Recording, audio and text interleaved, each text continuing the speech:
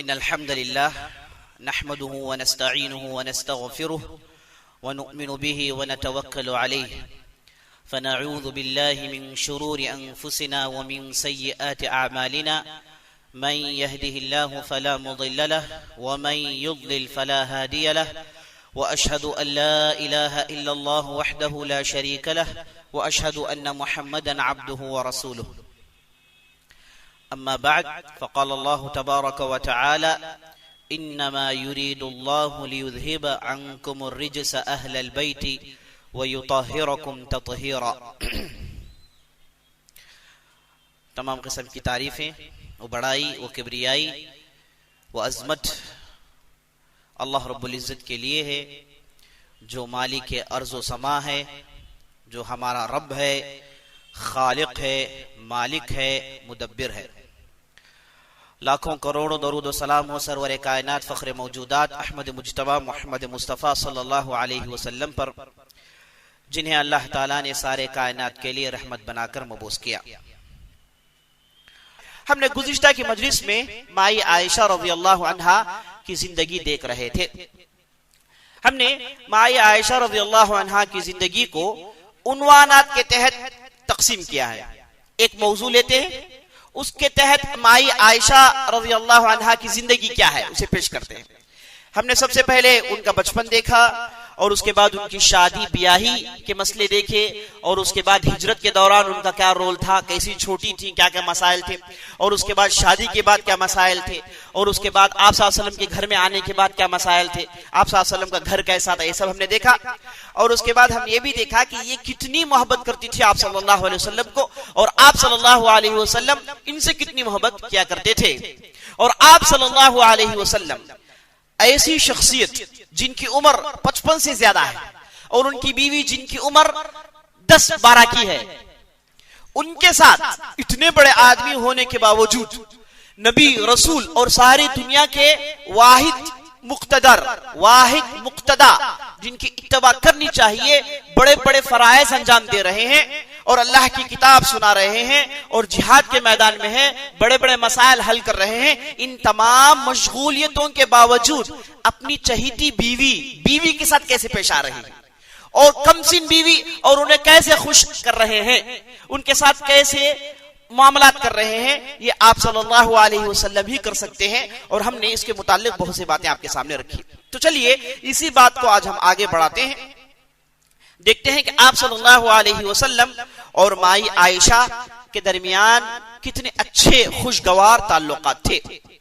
एक मर्तबा होता यह है कि मदीने में एक ईरानी खानदान रहा करता था। ईरानी मतलब जो फारसी जबान बोलते हैं। लड़ाई में बहुत सारों को इस्लाम का कानून यह है कि लड़ाई के मैदान में आपके दुश्मन अगर औरतों को लाए हैं, उनके साथ बच्चे हैं, ये वो हैं जो लड़ाई के मैदान में आए और अल्लाह ने मुसलमानों को लड़ाई में जीत दी, तो ऐसी सूरत में वो औरतें और वो बच्चे मुसलमानों के होंगे, मुसलमान का हिस्सा होंगे। अगर मुसलमान किसी बस्ती में दाखिल हो रहे हैं, है ना, वो बस्ती वालों ने बस्ती को छोड़ दिया, कहा कि आप आ जाएं, ऐसी सूरत में उन लोगों की प्रॉपर्टी उन्हीं के हाथ में होगी। कौन सी चीज माले गनीमत बनती है? जो जिहाद के मैदान में लाई गई वो चीजें माले गनीमत बनती हैं, है ना। तो अगर उसमें मर्द हो, औरत हो, बच्चे हो, इन तमाम को बतौर गुलाम, बतौर लौंडिया माले गनीमत के तौर पर मुसलमान ले लेंगे। तो हुआ ये कि ये जो ईरानी थे, ये जो पर्शियन थे, इनके साथ लड़ाइयां हुई तो इनके यहाँ के जो थे वो बहुत सारे बतौर गुलाम, बतौर लौंडिया मदीने में आकर रहने लगे। तो हुआ है कि आप सल्लल्लाहु अलैहि वसल्लम के पड़ोसी एक फारसी आदमी थे, वो मदीना बतौर गुलाम लाए गए और वो अपने घर में रहते थे। इंशाअल्लाह मेरी ख्वाहिश है कि आमतौर पर लोग आके सवाल करते हैं कि गुलाम क्या है भाई, ये लौंडी का मसला क्या है, क्या ये लौंडी बीवी है, वरना हमको कुछ ख्यालात कहीं दूसरे तरफ जाते हैं, क्या मतलब है इसका। आमतौर पर लोग ये सवाल करते हैं ना, आदमी के जहन में पेचीदगियां होती हैं। तो मैं चाहता हूं कि एक मुस्तकिल एक प्रोग्राम किया जाए, उसमें ये हुक्म बताया जाए कि इस्लाम में गुलाम और लौंडियों का क्या हुक्म है, कौन गुलाम बन सकता है और कौन लौंडी बन सकती है, और लौंडी बनने के बाद क्या इसे मर्द अपने आपस में बदला लेंगे, जैसे चाहे दे लेंगे ले लेंगे? नहीं, ऐसा नहीं होता है ना, इसके अहकामात हैं। तो ये जानना आजकल बहुत जरूरी हो गया है। सवालात बहुत ज्यादा उठाए जाते हैं और मैंने बास वेबसाइट्स पे पढ़ा है, ये जो हिंदू हजरात हैं जो इस्लाम के खिलाफ दुश्मनी रखते हैं, उन लोगों ने इन इलाकों को टारगेट बनाया और एक साहब ने कहा कि ये क्या है इस्लाम में लौंडी का गुलाम, क्या मतलब औरतों को लाएं और इस्तेमाल करें, नऊजुबिल्लाह, इस्लाम इसकी इजाजत देता है। ये कह के इसने खूब गालियां छनी है। तो ये मुसलमान आमतौर पर इस ताल्लुक से पेचीदगी पड़े रहते हैं। मेरी ख्वाहिश है कि यहाँ इस इलाके में ज्यादा वजाहत की जाए। इंशाअल्लाह कोशिश हम करेंगे कि अनकरीब इस मौजू पर एक प्रोग्राम का एहतमाम किया जाए इंशाअल्लाह अज़ीज। तो बता ये रहा था, एक पारसी पड़ोसी था, वो आप सल्लल्लाहु अलैहि वसल्लम के पास आया, आकर कहा कि या रसूलल्लाह, आप मेरे घर में बतौर दावती मैं आपको बुलाता हूं, यानी दावत दे रहा हूं। तो आप सल्लल्लाहु अलैहि वसल्लम माई आयशा के घर में थे और माई आयशा सुन रही थी। तो आप सल्लल्लाहु अलैहि वसल्लम ने कहा कि सिर्फ मैं एक, आप सल्लल्लाहु अलैहि वसल्लम ने कहा कि सिर्फ मैं एक, मतलब क्या है, मेरी जो बीवी है क्या ये इसे दावत नहीं? तो वो पारसी साहब ने कहा कि नहीं, आप ही के लिए दावत है। आप सल्लल्लाहु अलैहि वसल्लम ने कहा कि मैं दावत कबूल करता नहीं। वो साहब चले गए, दिल टूट गया, वो चले गए। फिर 2 दिन के बाद आए, फिर आगे बोले या रसूलल्लाह, आप बतौर दावती मेरे घर तशरीफ लाए। आप सल्लल्लाहु अलैहि वसल्लम ने कहा कि क्या सिर्फ मैं मदू, मेरी बीवी नहीं?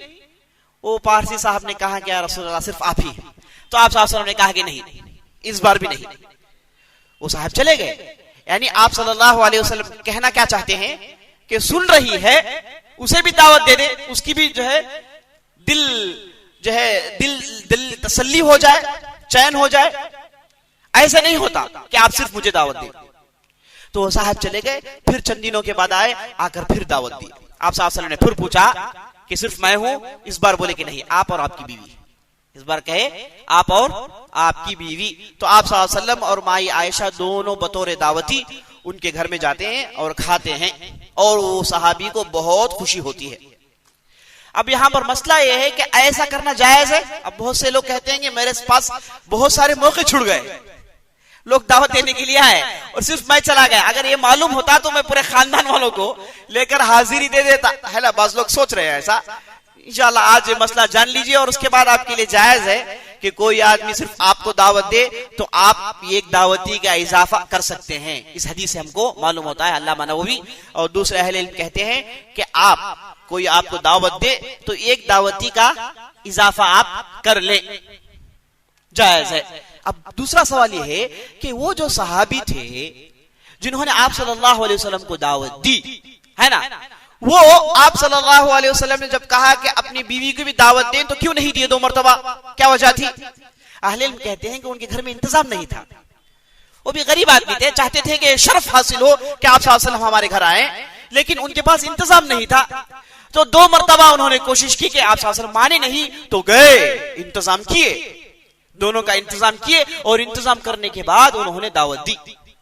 तो वो सहाबी पर भी मलामत नहीं। उन्होंने सिर्फ इस वजह से इनकार नहीं किया कि वो आप सल्लल्लाहु अलैहि वसल्लम की बीवी को नहीं बुलाना चाहते, उनके पास इंतजाम नहीं था, इस वजह से उन्होंने टाल मटोल किया और उसके बाद उन्होंने दावत दी। तो इससे मसला मालूम होता है कि दावती आप पूछ कर उसका इजाफा कर सकते हैं, लेकिन आदमी की हालत भी देखें, जबरन नहीं, है ना। जैसे हमारे माशरे में होता है कि भाई वलीमे में कितने लोग आएंगे?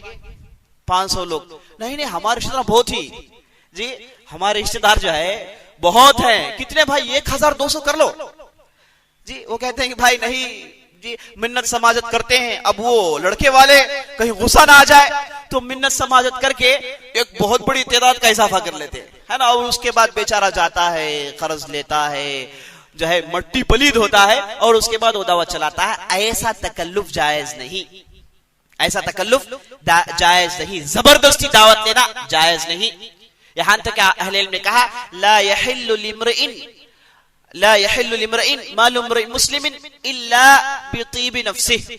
एक आदमी, एक मुसलमान का माल हलाल नहीं होता जब तक कि वो अपने दिल से ना दे, जब तक कि वो अपने दिल से ना दे। आप मांगे तो भी वो उनके दिल से दे, है ना। जबरन किसी ने बुलाया और आप चले गए। बास लोग बुलाते हैं, आइए भाई हमारे पास, हमारे यहाँ तशरीफ लाइए, चाय पीने आइए, अब घुस के चले गए, मौका मिल गया चले गए, ऐसा नहीं होता है ना। अगर कोई आदमी आपसे जो है बतौरे जबानी कहता है कि चलो हमारे पास, हमारे यहाँ खा लें, चाय पिए, खा लें, खाने बुलाए फौरन चले गए उनके यहाँ, जी ऐसा नहीं होता। जान से कि वाकई वो दिल से बुला रहे नहीं बुला रहे, बस लोग सिर्फ जबानी से बुलाते हैं ताकि वो दोस्ती बाकी रह जाए, ताकि वो रस्म बाकी रह जाए। अगर ऐसा हो, अगर कोई घुस के खा ले तो हराम खा रहा है। वो क्या खा रहा है? हराम खा रहा है। उसे चाहिए कि जान से चेक करे कि वाकई आदमी दिल से बुला रहा है या फिर जबानी अल्फाज अदा कर रहा है। तो ये मसाइल है इस हदीस से मुताबिक, ये बिल्कुल सही रिवायत है मेरे दोस्तों। इससे बहुत सारे मसाइल मालूम होते हैं जिनका जिक्र मैंने आपके सामने किया। आप सल्लल्लाहु अलैहि वसल्लम सफर करते थे, हमेशा सफर में रहते आप सल्लल्लाहु अलैहि वसल्लम, है ना। कभी जिहाद के लिए, कभी किसी दूसरे मसले के लिए, कभी उम्रे के लिए, कभी हज के लिए, कभी सुलह के लिए, कभी कुबा में, कभी मस्जिद मदीने में, किसी दूसरे इलाके में, कहीं यहूदियों के पास, मुसलसल सफर में रहते आप सल्लल्लाहु अलैहि वसल्लम। तो आप सल्लल्लाहु अलैहि वसल्लम जब भी सफर में जाते अपनी बीवियों में से किसी एक को लेकर जाते, और तरीका क्या था? कुरा डालते और कुरे में से जिसका नाम भी आता उन्हें लेकर आप सल्लल्लाहु अलैहि वसल्लम सफर करते। और माई आयशा की जिंदगी में 2-3 ऐसे सफर हैं जो वाकई अहम है, वाकई अहमियत वाले हैं। एक सफर है जिसका नाम सफरे बनु मुस्तलिक, सफरे बनु मुस्तलिक। बनु मुस्तलिक बाज मुशरिकीन थे, उनके यहाँ मुसलमानों ने धावा बोला, हमला किए और अल्लाह ने मुसलमानों को जीत दी। जब सफर से वापस आ रहे थे 2 बड़े बड़े वाकयात पेश आए, 2 बड़े बड़े वाकयात पेश आए। पहला वाकया वुजू का, तयम्मुम का मसला, तयम्मुम का मसला। दूसरा वाकया वाकया इफ्क, ये तोहमत जो माई आयशा पर लगाई गई थी। मैं समझता हूं इसके लिए बाद में आने वाली मजलिस में तफसील से गुफ्तगू करेंगे, उसके मुताल्लिक जो मसाइल हैं हम आपके सामने रखने की कोशिश करेंगे। लेकिन इस सफर में तयम्मुम का जो वाकया है वो हम बताना चाहते हैं। हुआ है कि आप सल्लल्लाहु अलैहि वसल्लम जब वापस आ रहे थे तो माई आयशा का हार गिर गया और सहाबा दौड़े, तलाश किए। माई आयशा ने नबी सल्लल्लाहु अलैहि वसल्लम को बताया कि मेरा उम्दा हार गुम गया है। तो आप सल्लल्लाहु अलैहि वसल्लम ने सहाबा से कहा कि चलो भाई तलाश करो। लोग तलाश करते रहे यहां तक कि ज़ोहर का वक्त आ गया। अब जब मुसाफिरीन सफर के लिए निकलते हैं, उनका प्रोग्राम होता है कि भाई यहां से निकले तो वहां उस जगह एक कुआं है, वहां पड़ा उड़ा लेंगे और वहां वुजू करेंगे, नमाज पढ़ेंगे, ये उनका प्रोग्राम होता है। लेकिन इस हार की वजह से ताखिर हो गई और यहां तक हदीस में आता है कि अबू बकर सिद्दीक बार बार आप सल्लल्लाहु अलैहि वसल्लम के पास जाते और माई आयशा को नोचते, बोलते कि तेरी वजह से हर बार कुछ ना कुछ मसला खड़ा करती है। पिछले मर्तबा वाकई पेश आया और इस बार तुझे सबको रोक रखा है, पूरा कारवान इंतजार कर रहा है, सब कुछ तेरी वजह से। और आते डांटते नोचते, अबू बकर सिद्दीक वालिद है। तो माई आयशा डांट सुनती रहती और खामोश रहती, कहती है कि हार चाहिए, कहती हैं कि हार चाहिए। और लोग तलाश करते रहे। अब सुभान अल्लाह, ऐसे कई मर्तबा हुआ कि मुसाफिरीन, मुहाजिरीन, अंसार, सहाबा सफर में गए और पानी की तकलीफ थी, लेकिन फिर भी वुजू करना जरूरी था, कहीं से कहीं पानी का इंतजाम करना जरूरी था। दौड़ते, इधर जाते उधर जाते, पानी का इंतजाम करते, वुजू करते, नमाज पढ़ते। लेकिन इस बार देखिए हुआ ये कि जब सहाबा को तकलीफ हुई, अबू बकर सिद्दीक परेशान हुए, बड़े बड़े सहाबा परेशान थे, अल्लाह ने हल नाजिल किया। अल्लाह ने हल नाजिल किया। अल्लाह ने कहा व इन कुंतुम मर्दा औ अला सफरिन औ जाअ अहदुम मिनकुम मिनल गाइत औ लामस्तुमुन निसा फलम तजिदू माअन फतयम्ममू सईदन तय्यिबा फमसहू बिवुजूहिकुम व अयदीकुम इन्नल्लाहा काना अफुवन गफूरा। सूरह निसा की आयत। अल्लाह ने कहा ऐ मुसलमानों, अगर तुम सफर में हो, अगर तुम सफर में हो और या तो फिर बीमार हो, या तो फिर तुम में से कोई आदमी पाखाना से वापस आया है ना, कज़ाए हाजत कर कर आया है, या तो फिर आदमी अपनी बीवी से हमबिस्तरी किया है, ये 4 काम करने के बावजूद जब उसे नहाने की जरूरत पड़ी तो उसे पानी नहीं मिला, उसे पानी नहीं मिला, ऐसी सूरत में उसके लिए जायज है कि वो मिट्टी से तयम्मुम करे, पाक मिट्टी से तयम्मुम करें। और उसके बाद अल्लाह ने तयम्मुम का तरीका भी दिखाया, वमसहू बिवुजूहिकुम व अयदीकुम इन्नल्लाहा काना अफुवन गफूरा। ऐ मुसलमानों, अपने चेहरे और हाथों का मसाह करो, तयम्मुम करो, बिलाशुबा अल्लाह ताला माफ करने वाला गफूर है। तो अल्लाह ने तयम्मुम का हुक्म नाजिल किया जो मुसलमानों के लिए रहमत साबित हुई। यहां तक कि उसैद बिन हुदैर एक बहुत बड़े अंसारी साहबी हैं, बुलंद मर्तबे वाले हैं। वो जैसे ही आयत नाजिल हुई खुश हो गए, खुश होकर बोले ऐ आले अबू बकर, क्या कहे, ऐ आले अबू बकर, ये तुम्हारी पहली रहमत नहीं है, ये तुम्हारे तरफ से पहली रहमत नहीं है, तुम्हारा खानदान ही इतना बाबरकत खानदान है कि जब भी तुमको परेशानी आए आयत नाजिल होती है। जब भी तुम्हारे खानदान वालों को कुछ भी मसला पेश आ जाए, आसमान वाला हल पेश करता है। बड़ा ही बाबरकत खानदान है तुम्हारा, बड़ा ही। किसे देखकर कहते हैं, अबू बकर सिद्दीक, वो थोड़ी देर पहले गुस्से में थे, जा जाके बेटी को लोच रहे थे, अब आखिर बोले कि पिदरे जान, है ना, मेरी लखते जिगर, तू बड़ी बाबरकत है, तू बड़ी बाबरकत है, ये कह के खुशी से बाहर निकल जाते हैं। तो अल्लाह ने तयम्मुम का जो मसला, बड़ा ही मेरे दोस्तों रहमत है। मेरे दोस्तों, अगर आदमी को सिर्फ पानी से जोड़ दिया जाता तो बहुत तकलीफ पड़ता, आदमी बहुत तकलीफ पड़ता, है ना। अगर बीमार है ना, बुखार है या फिर मर्ज है, वैसी सूरत में अगर पानी इस्तेमाल करना उसके लिए मुजिर हो और पानी इस्तेमाल करे, दिक्कत हो जाएगी, परेशानी हो जाएगी, है ना। पानी इंसान के लिए अशद जरूरी है, लेकिन कभी नहीं मिलता। खासतौर पर सहरा अरब की दुनिया ऐसी है कि वहां बूंद बूंद पानी के लिए लोग तरस जाते हैं, है ना। अब हालात बदल गए, अरब में तूफान आ रहे हैं, है ना, ऐसे सैलाब आ रहे हैं कि पूरी बस्ती डूब रही है जी। अब हालात बदल गए हैं, क्लाइमेट बदल रहा है। ऐसे महसूस हो रहा है कि आप सल्लल्लाहु अलैहि वसल्लम की हदीस अनकरीब साबित होने वाली है। आप सल्लल्लाहु अलैहि वसल्लम ने कहा, ये अरब जो आप देख रहे हैं, चटेल सहरा, गर्मी, सुर्ख पहाड़े, ये लहलहाती खेतों में बदल जाएंगी, सुर्ख जमीनें निकल आएंगी, खेतियां निकल आएंगी, जैसे अरब था।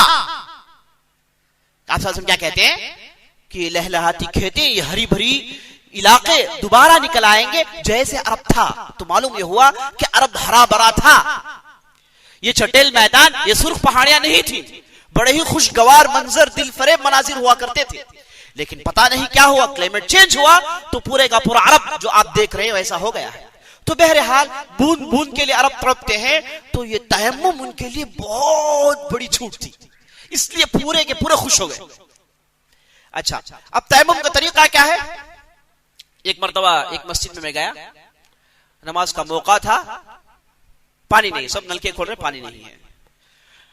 अब अनकरीब इकामत होने वाली है, लोग परेशान, इधर भागते हैं उधर भागते हैं। तो किसी ने कहा कि भाई तयम्मुम कर लो, तो सब तयम्मुम कर रहे हैं। कैसे कर रहे हैं, मिट्टी ठाके पानी में जो करते हैं पूरा मिट्टी के साथ कर रहे हैं, मिट्टी ठाके मल रहे हैं, हाथों में मल रहे हैं, इधर मल रहे हैं। और बाज लोग जो है मिट्टी मुंह में डाल नहीं सकते, क्या करें जी, मिट्टी तो मुंह में नाक में तो डाल नहीं सकते, एक्शन कर रहे हैं जी। बड़ा ताज्जुब हो, है ना, उसमें बड़े बड़े लोग हैं, पता नहीं जमात से इनका कितने अरसे से ताल्लुक है जी, बड़े बड़े लोग हैं, जुब्बे दाढ़ियां हैं, उनको नहीं मालूम तयम्मुम कैसे करें। तयम्मुम करना ये मामूली जरूरत है मेरे दोस्त, हर आदमी को जानना चाहिए। लेकिन हमारे यहाँ होता क्या है, दीन से दूरी, दीन के इल्म से दूरी इतनी के जरूरत पड़े तो आदमी को नहीं मालूम हुक्म क्या है ना। अजीब गरीब काम करते हैं लोग। एक साहब ने अपनी साली से शादी कर लिया, बाद में लोगों ने कहा कि भाई हराम है। कौन बोले जी हराम, तुमने कैसे मालूम हराम जी, उनको खुद मालूम नहीं है कि किससे क्या शादी करें, नहीं मालूम तफसील जी। लोग सूद में डूबे हुए हैं, पूछे तो परेशान होते हैं, ये कहां से सूद पूछते हैं, हुक्म नहीं मालूम। मेरे दोस्तों, ये दीन की जहालत, दीन के इल्म से दूरी मुसीबत है जो हम फेस कर रहे हैं आज हमारे माशरे में। मुसलमान जो मार खा रहे हैं उसकी बुनियादी वजह आपको मालूम होना चाहिए, दीन से दूरी। जब भी इस्लाम पर कोई तोहमत लगाते हैं तो फौरन ऐसे मुसलमानों की ये जालिम दलील देते हैं जो इल्म नहीं रखते। जाहिल जो मुसलमान करते हैं उसे ये समझते हैं कि दीन का हिस्सा है। तो इस वजह से मुसलमानों को चाहिए कि उनके अंदर बुनियादी तालीमात हो, वो इस्लामी अहकामात जाने। नमाज का तरीका, जनाजे की नमाज जब खड़े होते हैं तो बहुत सारे हकायक जाहिर हो जाते हैं जी, बहुत सारे हकायक मालूम होता है कि साहब कितने पानी में है, जनाजे की नमाज का तरीका नहीं मालूम, अल्लाहुल मुस्तआन। तो मेरे दोस्तों, दीन की तालीम, दीन सीखना ही इबादत है। इस्लाम इसलिए कहा कि दीन सीखना इबादत है। फर्ज नमाजों के बाद छोटी की इबादत इल्म सीखना है। इसीलिए उमर बिन खत्ताब के ताल्लुक से आता है। उमर बिन खत्ताब कौन है, बहुत बड़े ताजिर हैं। वो कहते हैं कि मैं और एक सहाबी के दरमियान हमने टाई अप कर लिया, उनका नाम था उसैद इताब बिन मालिक। और मैं एक दिन बाजार जाता और इताब बिन मालिक से कहता है कि आप नबी सल्लल्लाहु अलैहि वसल्लम के साथ रहे, इल्म सीखे। और वो जो वापस आते, इताब बिन मालिक और उमर बिन खत्ताब मिलके मस्जिद में बैठते, उमर बिन खत्ताब पूछते कि आज क्या क्या आपने सीखा। वो पूरी बातें सुनाते और उमर बिन खत्ताब उनसे सीख लेते। दूसरे दिन इताब बिन मालिक बाजार जाते, उमर बिन खत्ताब नबी सल्लल्लाहु अलैहि वसल्लम के पास इल्म सीखते। यानी सहाबा ने इल्म से। उमर बिन खत्ताब कौन है? आगे चल के बहुत बड़े खलीफे, सारी दुनिया में उम्दा बादशाह। ये काफिर कहते हैं। यहां तक कि गांधी जी ने क्या कहा, अगर हिंदुस्तान चाहता है कि अमन में आए तो किसकी हुकूमत हो? उमर बिन खत्ताब की हुकूमत हो, है ना। ये मामूली आदमी इतने बड़े आदमी कैसे बने? यही इल्म की बदौलत मेरे दोस्तों। तो इल्म जानना बहुत जरूरी है। मैं बता ये रहा था कि तयम्मुम के मसाइल, तयम्मुम कैसा करें?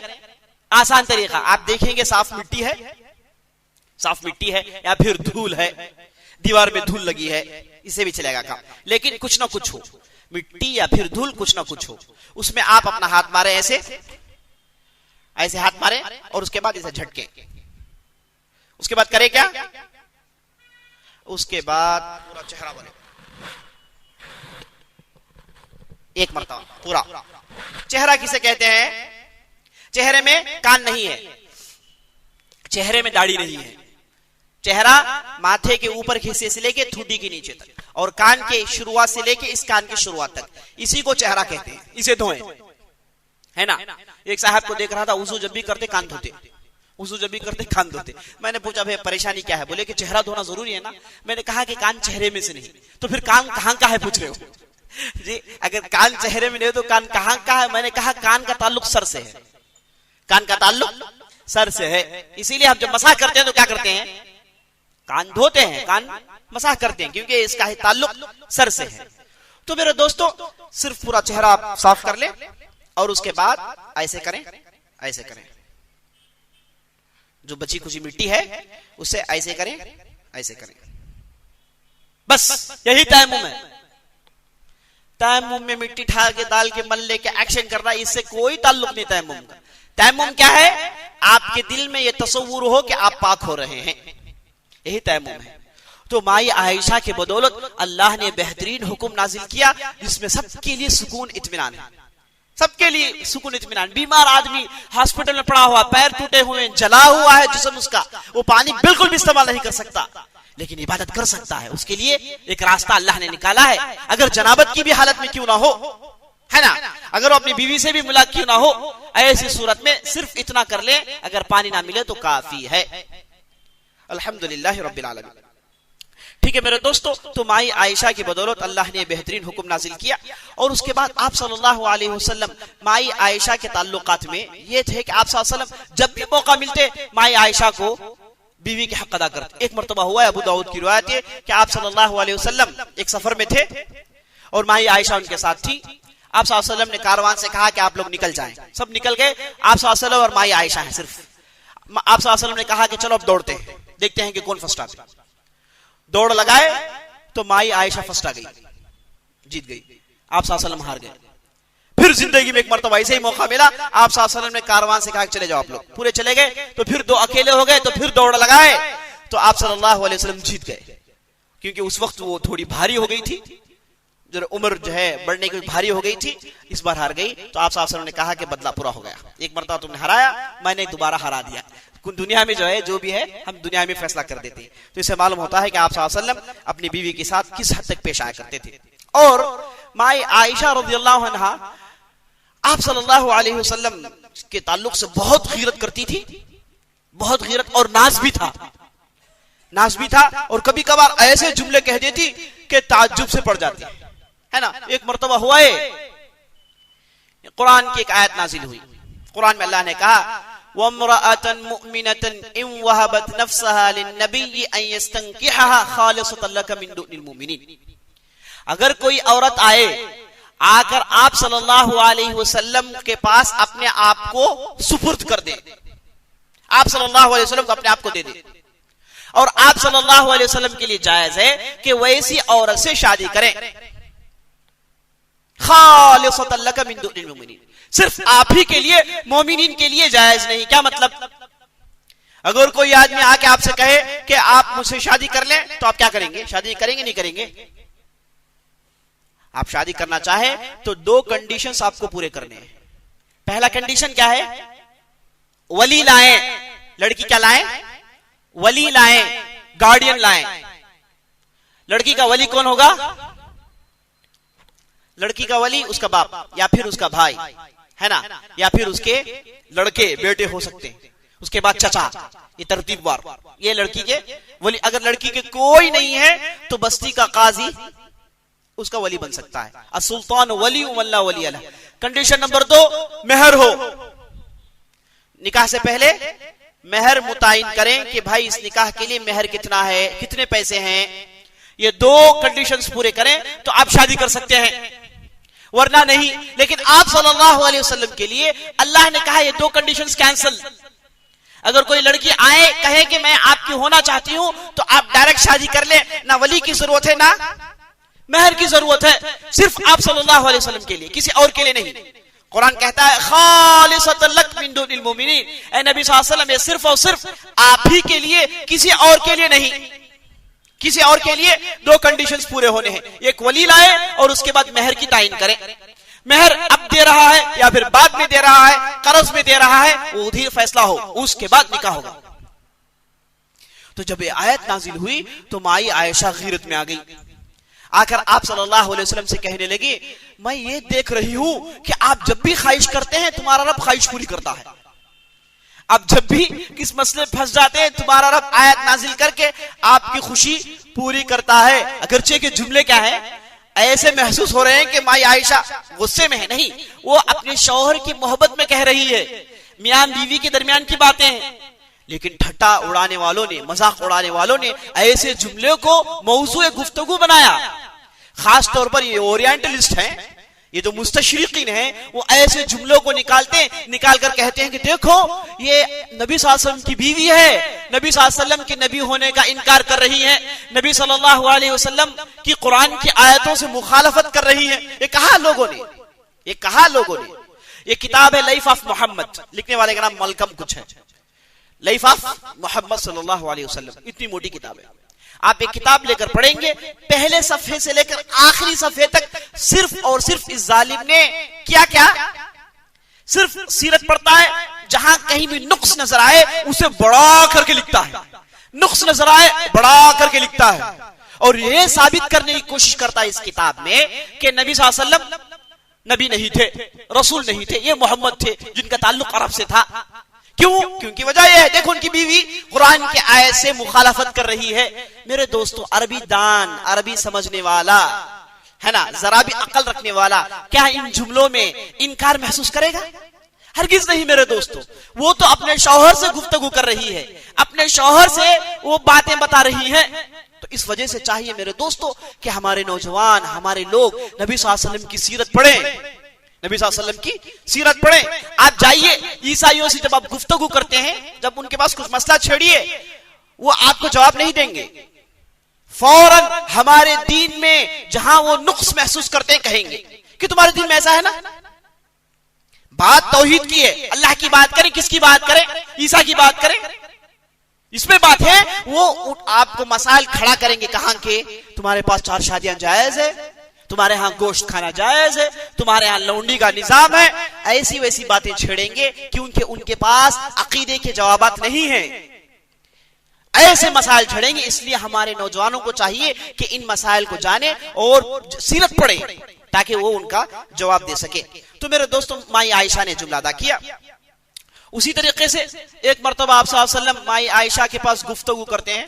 आप सल्लल्लाहु अलैहि वसल्लम माई आयशा से आमतौर पर गुफ्तगू कब करते हैं? देखिए, आप सल्लल्लाहु अलैहि वसल्लम ईशा तक बिजी रहते, ईशा पढ़कर आते, घर में जैसे ही पहुंचे खा लेते और उसके बाद सो जाते, है ना। ईशा के बाद कलाम करने से आप साहब ने रोका है, और उसके बाद जैसे ही सो जाते आप सल्लल्लाहु अलैहि वसल्लम रात के दरमियान उठते, तहज्जुद की नमाज लंबी पढ़ते और नमाज के लिए खड़े हो जाते, तो माई आयशा भी खड़ी हो जाती और आप सल्लल्लाहु अलैहि वसल्लम की इमामत में वो नमाज पढ़ती। आप सल्लल्लाहु अलैहि वसल्लम क्या पढ़ते? सूरह इखलास मुअव्वज़तैन पढ़ के सलाम फेर देते। आप सल्लल्लाहु अलैहि वसल्लम बकरा पढ़ रहे हैं, आले इमरान पढ़ते हैं, निसा पढ़ते हैं, और जहां कहीं भी अजाब की आयत आए रुक कर अल्लाह से अजाब की पनाह मांगते हैं, जहां कहीं भी रहमत का जिक्र आए ठहर कर अल्लाह के रहमत को मांगते हैं।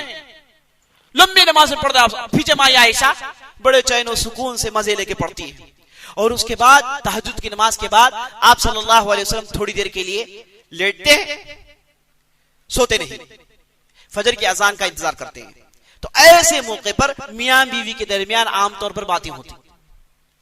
तो एक मर्तबा जब आप सल्लल्लाहु अलैहि वसल्लम माई आयशा से गुफ्तगू करते हैं, मैंने आपको गुज़िश्ता मजलिस में दिखाया था कि गुफ्तगू कैसे, कभी कभार किस्से आप सल्लल्लाहु अलैहि वसल्लम सुनते, माई आयशा बिठा के पूरी किस्सा सुनाती है ना। इस मर्तबा आप सल्लल्लाहु अलैहि वसल्लम ने जो है माई आयशा से गुफ्तगू करते हुए कहा, अय आयशा, अगर तू मर जाएगी, अगर तुझे मौत आ जाए, मैं कफनाऊंगा, मैं मेरे हाथों से कफनाऊंगा, मैं मेरे हाथों से दफनाऊंगा, मैं तुम पर नमाज पढ़ूंगा।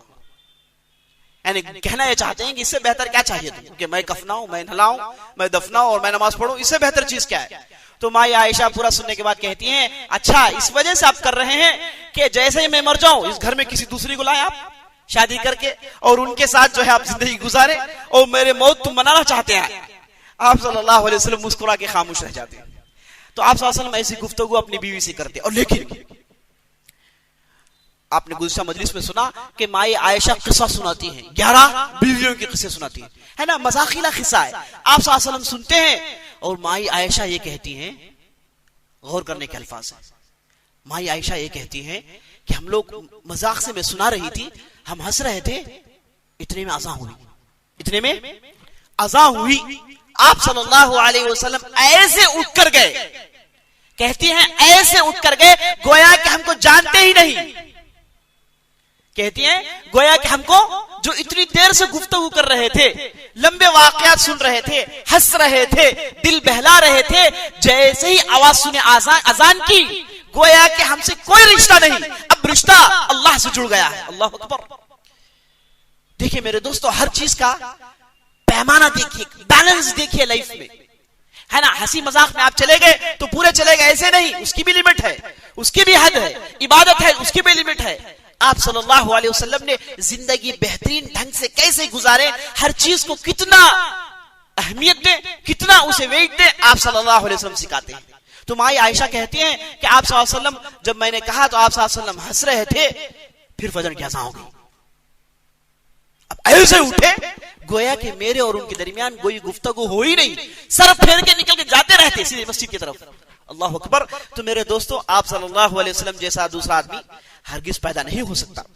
एक मर्तबा हुआ ये कि नबी सल्लल्लाहु अलैहि वसल्लम ने एक चोर को पकड़ लाए, कहीं अरेस्ट करने के लिए जगह नहीं, ऐसी हुकूमत, बेहतरीन हुकूमत देखिए, वसायल नहीं, अरेस्ट करने के लिए जगह नहीं। आप सल्लल्लाहु अलैहि वसल्लम कभी क्या करते, किसी पकड़ते, किसी साहबी से कहते कि अपने घर में कैद कर दो इसे, कभी लाते मस्जिद में बांध देते।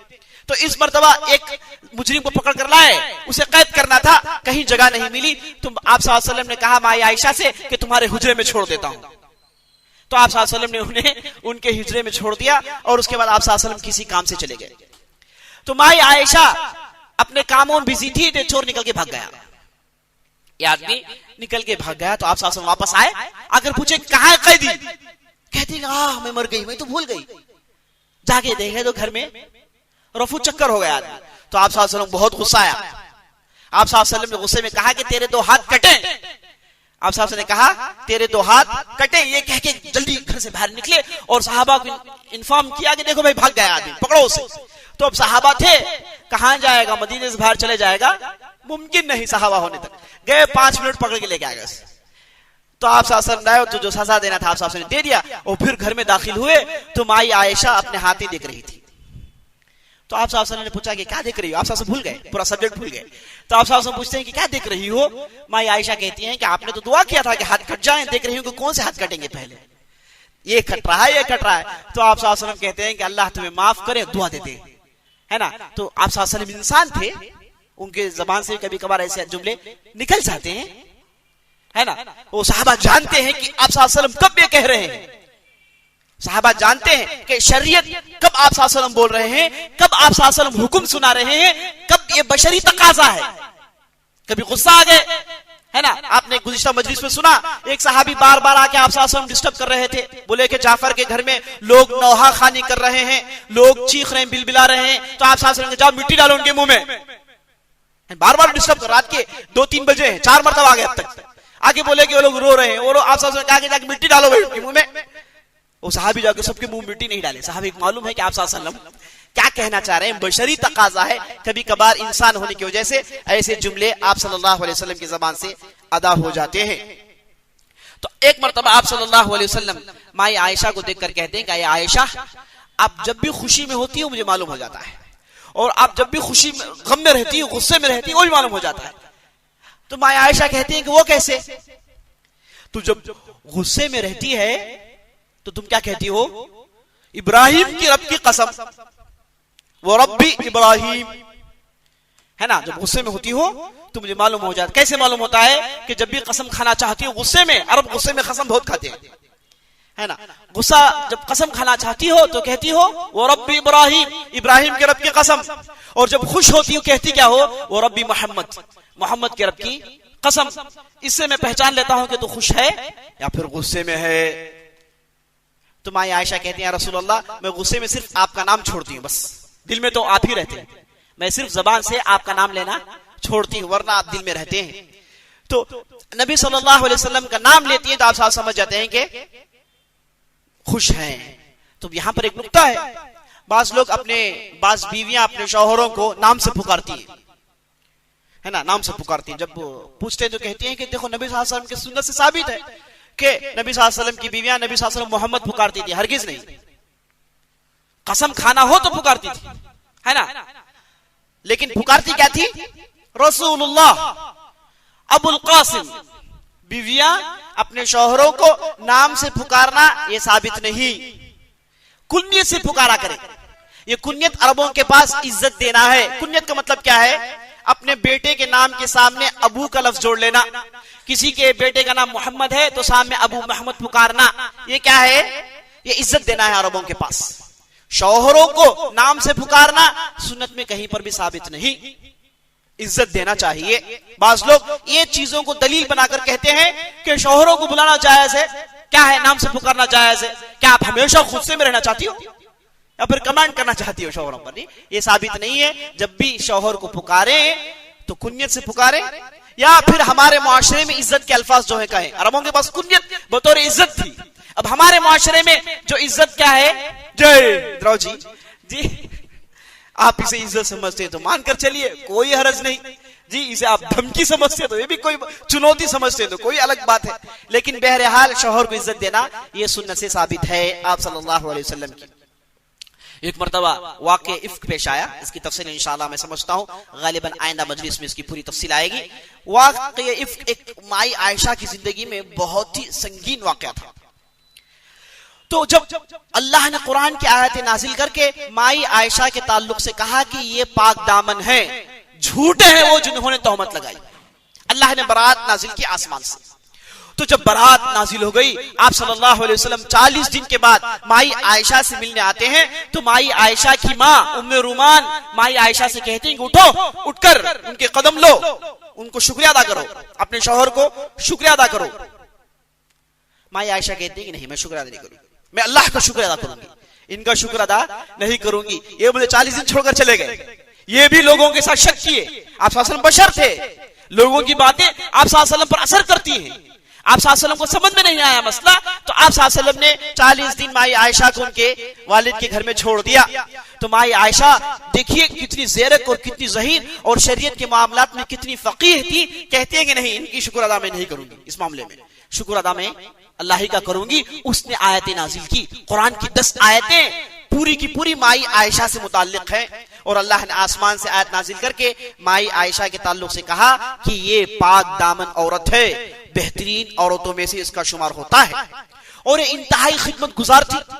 ये माई आयशा घर झाड़ती, घर साफ करती, खाना पकाती, बकरियों को साफ करती, अगर कोई कैदी आए उसे खाना पका कर देती, अगर कोई मेहमान आए तो खाना पका कर देती, घर साफ रखती, यानी घर के पूरे काम करती। यहां तक कि आप सल्लल्लाहु अलैहि वसल्लम वुजू के लिए पानी चाहे तो पानी का इंतजाम करती, और जाके कभी कभार कुओं से पानी लाती, ढोकर लाती, हांडियां ढोकर लाती। और उसके बाद आप सल्लल्लाहु अलैहि वसल्लम को मिसवाक की जरूरत पड़े, मिसवाक लाती, मिसवाक को साफ करती, आप सल्लल्लाहु अलैहि वसल्लम साफ करके देती, और आप सल्लल्लाहु अलैहि वसल्लम को खुशबू लगाती, और आप सल्लल्लाहु अलैहि वसल्लम के सर को कंघी करती, है ना। इतने सारे काम आप सल्लल्लाहु अलैहि वसल्लम की क्या करती थी, कभी भी नाफरमानी नहीं करती, कभी भी माई आयशा ने आप सल्लल्लाहु अलैहि वसल्लम की नाफरमानी नहीं की, ऐसी इताअत के बयान से बाहर, ऐसी इताअत कि हम तस्वुर भी नहीं कर सकते। एक मरतबा आप सल्लल्लाहु अलैहि वसल्लम अपने घर में दाखिल होते हैं, ये देख रहे हैं कि घर में एक पर्दा है, उसमें तस्वीरें हैं। घर में आए और उतर कर वापस चले गए। माई आयशा परेशान हो गई, दौड़ती हुई गई, आप सल्लल्लाहु अलैहि वसल्लम से पूछी कि या रसूलल्लाह आप वापस क्यों जा रहे हैं? तो नबी सल्लल्लाहु अलैहि वसल्लम ने कहा कि ये तस्वीरें जिसके घर में है उसके घर में फरिश्ते नहीं आते। जाती हैं, फौरन इन तस्वीरों को उतारती हैं, वो कपड़े को उतारती हैं और तकिए में भर देती हैं। इसे मालूम हुआ कि कितनी इताअत शार थी। एक मरतबा आप सल्लल्लाहु अलैहि वसल्लम ने बास सहाबा को भेजा, भेजकर बोला कि एक बास मुसाफिर आए हैं, खाना चाहिए, जो भी वो घर में भेज दे। तो रिवायत में आता है कि घर में एक दाना भी नहीं छोड़ती, जो भी था सब उठा के दे देती है। आप सल्लल्लाहु अलैहि वसल्लम जब वापस रात में आए तो दोनों पानी पीकर सोए। सब कुछ मुसाफिरीन को माया आयशा ने दे दिया। और उसके बाद आप सल्लल्लाहु अलैहि वसल्लम के पास एक मरतबा आके सवाल करती हैं, या रसूलल्लाह आप मर्द सब नेकियों में आगे, सब नेकियों में आप ही आगे, यहां तक कि जिहाद जैसा बेहतरीन अमल उसमें भी तुम ही लोग आगे हो, हम औरतों को क्यों जिहाद नहीं या रसूलल्लाह, हम भी जिहाद करना चाहती हैं। तो आप सल्लल्लाहु अलैहि वसल्लम ने कहा औरत के लिए जिहाद हज है, औरत के लिए जिहाद हज है, ये कर ले इंशाअल्लाह जिहाद का सवाब मिल जाएगा। तो माई आयशा जिंदगी भर हज करती रही। आप सल्लल्लाहु अलैहि वसल्लम के बाद तकरीबन 40-5 साल तक जिंदा रही और हर साल हज किया करती थी। और हज में जाती और मेहनत से हज कर, जब बूढ़ी हो गई थी तब भी जाती हज करती थी। और लोग पूछते तो कहती है कि नबी सल्लल्लाहु अलैहि वसल्लम का फरमान था, आप सल्लल्लाहु अलैहि वसल्लम ने मुझे ऑप्शन दिया था, ये मेरे लिए जायज कैसे हो सकता है कि मैं ये बेहतरीन चीज को छोड़ दूं। और उसके बाद चाश्त की नमाज, सुबह की नमाज, इशराक की नमाज हमेशा पढ़ती, कभी भी नहीं छोड़ती। जब मार के लड़ाई में चली गई, तफसील आएगी इंशाअल्लाह, जब बूढ़ी हो गई, बास लड़ाई में शामिल हुई, उस वक्त भी ये चाश की नमाज नहीं छोड़ती। लोग पूछते कि इतनी तकलीफ क्यों? तो कहती कि मेरे महबूब ने मुझे इस नमाज पढ़ने का हुक्म दिया, मैं उसे कैसे छोड़ सकती हूं। अगर मेरे बाप अबू बकर कब्र से उठकर मुझसे कहे कि ये नमाज छोड़ दो तो मैं नहीं छोड़ूंगी, ये नमाज छोड़ दो तो मैं नहीं छोड़ने वाली हूं। तो इस हद तक आप सल्लल्लाहु अलैहि वसल्लम की इताअत किया करती थी। मेरे दोस्तों, चाश्त का वक्त कब शुरू होता है? फजर की नमाज आप पढ़े तो हर मस्जिद में चाश्त का वक्त होगा, इशराक, इसी को इशराक को चाश्त कहते हैं, इसी को अव्वाबीन कहते हैं। आप उस वक्त से लेके जवाल तक 12 बजे तक ये नमाज पढ़ सकते हैं। इसके 8 रकातें, आप 2 पढ़िए, 4 पढ़िए, 6 पढ़िए या फिर 8 पढ़िए, आपकी मर्जी। इसमें बहुत ज्यादा सवाब है, बहुत ज्यादा सवाब है। आमतौर पर लोग इस ताल्लुक से गफलत में रहते हैं, लोग इसके एहतमाम नहीं करते। ये बहुत पावरफुल नमाज है। हदीस में आप सल्लल्लाहु अलैहि वसल्लम ने कहा सलातुल अव्वाबीन हिन तरमिदुल फिसाल, ये अल्लाह से डरने वाले, इंतहाई अल्लाह की तरफ रुजू करने वाले, ज्यादा डरने वाले, खौफ में रहने वाले, ये उस नमाज को पढ़ते हैं जो चाश्त में पढ़ी जाती है। गोया के मुत्तकी परहेजगारों की निशानी ये है कि वो लोग इस नमाज को पढ़ते हैं। इसका बहुत सवाब है मेरे दोस्तों। अहले इल्म कहते हैं कि ऐसा मौका है, इसमें आदमी दुआ मांगे तो दुआ कबूल होती है, क्योंकि आदमी उस वक्त दुनिया में मशगूल रहता, अपने ऑफिस में रहता, अपने कामों में रहता। अगर किसी ने 2 रकात के लिए वक्त निकाल लिया, 2 रकात के लिए वक्त निकाल लिया, ये आदमी ने बहुत बड़ा काम किया। याद रख लीजिए, तजुर्बा है कि आप ये दुआ पढ़ के मांगिए, जरूर आपकी दुआ कबूल होगी, क्योंकि आपने अल्लाह के लिए छोड़ा अपने काम को, अपने ऑफिस को, अपने बॉस से आपने रिस्क फेस किया, आपने छुप छुपा के 2 रकात नमाज पढ़ी या फिर 4 पढ़ी, तो याद रख लीजिए आप बहुत बड़ा काम कर रहे हैं। यह एहतमाम हमारे पास नहीं। उसी तरीके से इससे मुताल्लिक एक दूसरी सुन्नत जिसका एहतमाम हमारे पास नहीं, फजर पढ़ने के बाद उसी जगह बैठे रहना, इसके बहुत सारे अजर आए हैं मेरे दोस्तों। आप सल्लल्लाहु अलैहि वसल्लम ने हदीस में कहा अल हज ताम्मा ताम्मा ताम्मा, अगर कोई आदमी फजर पढ़े और उसी जगह बैठा रहे अज़कार करते हुए, अल्लाह को याद करते हुए, लोग बैठते हैं दूसरे गप्पे मारते हुए, शायद उनको यह सवाब नहीं मिलेगा। उसके लिए सवाब मिलेगा जो खामोशी से बैठता है, अल्लाह को याद करता है, जिक्र अज़कार करता है ना, कुरान पढ़ता है, अपने आप को इस इबादत के लिए डेडिकेट करता है। कब तक? इशराक के वक्त तक। मेरे दोस्तों, बड़ी मुश्किल से आधा घंटा है, बड़ी मुश्किल से 45 मिनट है, 35 मिनट है। सिर्फ बैठना है, बस जिक्र करना है। अजर क्या है? एक पूरे हज का सवाब है, एक पूरे हज का सवाब है। हम लोग गफलत पड़े हैं, हम में से कितने लोग हैं इस पर अमल करते हैं? अल्लाह अकबर, एक पूरे हज का सवाब है मेरे दोस्त। और उसके बाद आप सल्लल्लाहु अलैहि वसल्लम कहते हैं बूरिक ली उम्मती फी बुकूरिहा, मेरी उम्मत के लिए बरकत अल्लाह ने सुबह के वक्त में रखा है। आप सल्लल्लाहु अलैहि वसल्लम चाश की नमाज से पहले अपने काम के लिए निकल जाते, काम में जाते बाद में नमाज पढ़ते। याद रख लीजिए, चाश की नमाज और फजर के बाद बैठना दोनों में कोई रिलेशन नहीं। आप बैठ कर उठ के चले जाएं, बाद में चाश की नमाज पढ़ लें, जवाल तक उसका टाइम है। तो मेरे दोस्तों ये अजर अजीम है, इस ताल्लुक से हम गफलत में पड़े हैं। ये चंद बातें थी जो आपके सामने रखना चाहता था। इंशाअल्लाह आने वाली मजलिस में हम दूसरी तफसील जिनका ताल्लुक माई आयशा की जिंदगी से था आपके सामने रखने की कोशिश करेंगे।